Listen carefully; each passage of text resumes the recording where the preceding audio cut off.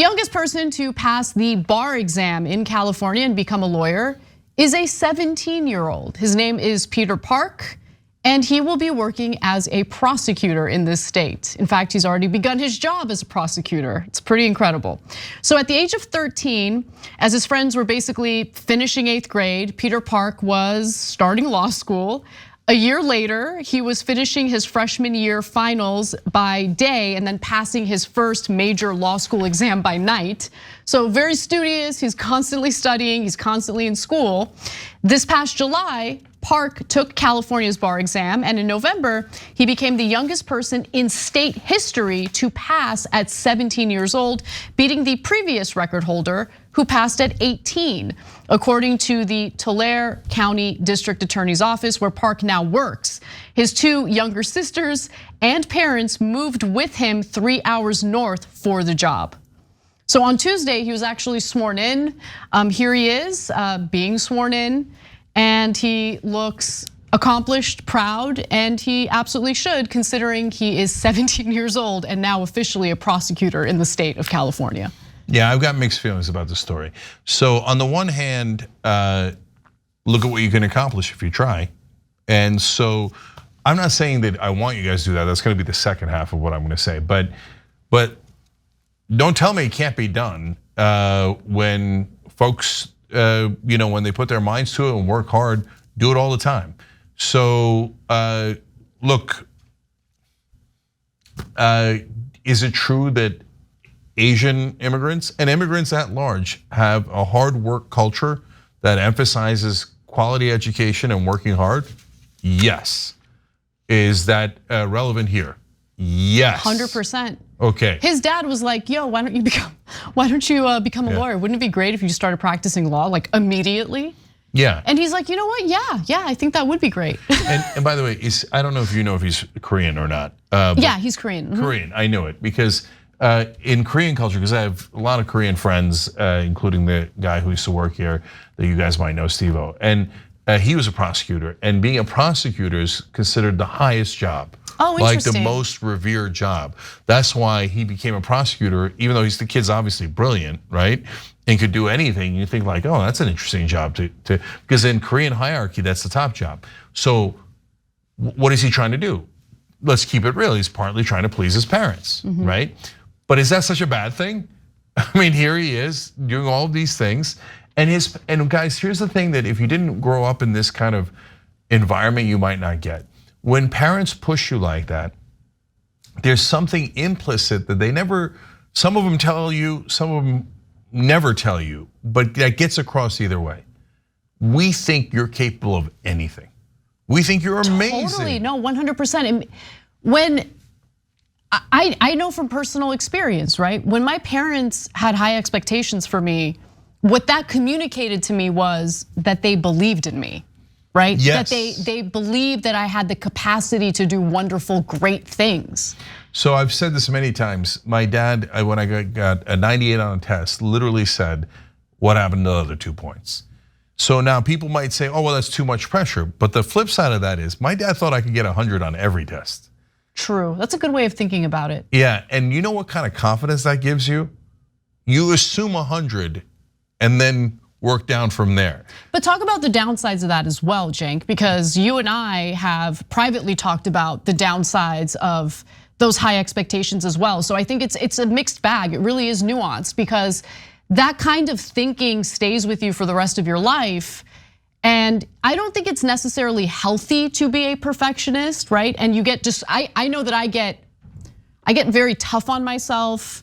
I'm very self-critical. I beat myself up. And I do think that a big reason why is due to that upbringing, but I'm also grateful for that upbringing because it did pressure me to accomplish more and succeed. Yeah, so that's why I said I have mixed feelings about the story.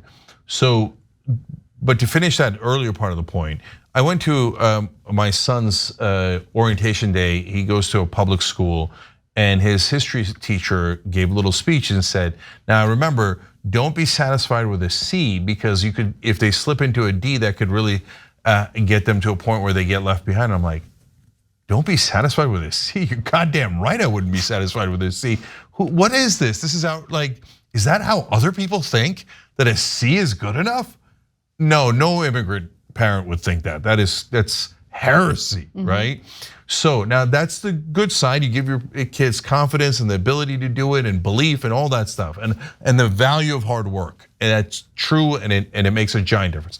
Okay, the other side of the coin is, yes, but do we want to stress the kids out beyond all recognition and totally sap them of their entire childhood while they work mercilessly towards either a goal or many goals? And it's interesting because my wife and I were having this conversation last night because she has a friend whose kids are amazing.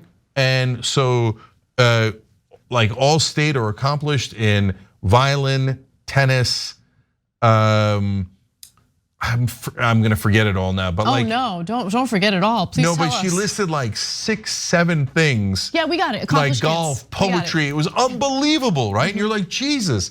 And video after video of him like being an amazing tennis player, an amazing violinist, etc. And she's like, see, that's what a kid should be like. And I was like, no. And I okay, now I'm getting into me in particular. But I told Pro about it and I said, and I want you to kick that kid's ass one day, okay? Not physically, don't worry. Hey, and I don't mean in violin and tennis and golf and karate was another one, black belt, all that stuff. No, because the real world isn't like that. The real world is 2 things. Number 1, you don't do 12 things, you only do 1.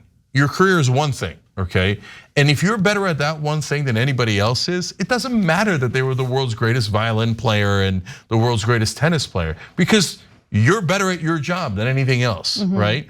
And so, and as long as you love what you're doing, you have a passion for it, ain't no guy who did it to please his parents ever gonna keep up with you. Listen, because your fire burns from the inside, right? True. Also, we live in America, so everyone lies to you when you're a kid. The people who win in the end are those who look for shortcuts. So find the shortcuts. Yeah, okay, I don't know about that. It's true, Cenk. That's it. Well, both things can be true. Some people who take shortcuts do win, and a lot of people who work hard and do the right things get the right results. But guys, as an immigrant myself, to all the other immigrant parents out there, I don't know if it's worth taking the kids' childhood to get them to accomplish all these things. It doesn't mean you shouldn't have super high expectations, and it doesn't mean you shouldn't push them to excel in school and excel at the thing that they love to do. But they don't have to do 12 things at once, and they don't have to graduate from law school at 17 so you can brag to your friends, and let's be a little bit honest about that too. Now, what does Peter Park have to say about all of this? Because what we're discussing is something that he's been asked about repeatedly, and he says, I get the comment very often, why not just wait?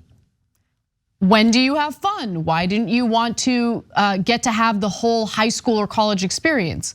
Everyone else is missing out on the law school experience at such a young age. Oh, just want to hug him. I know, but poor There's a kid. whole world out there. But you know what? The good news is he got hired as a prosecutor in California, which means he's probably not gonna work at all. Oh. Terrible. Okay, but funny.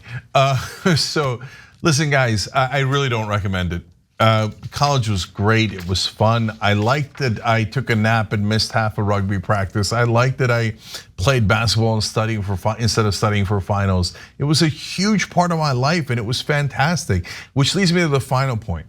When you do that to kids, you have super high expectations of them, but don't just make them grinders that work themselves into oblivion, because the actual point of life is to be happy.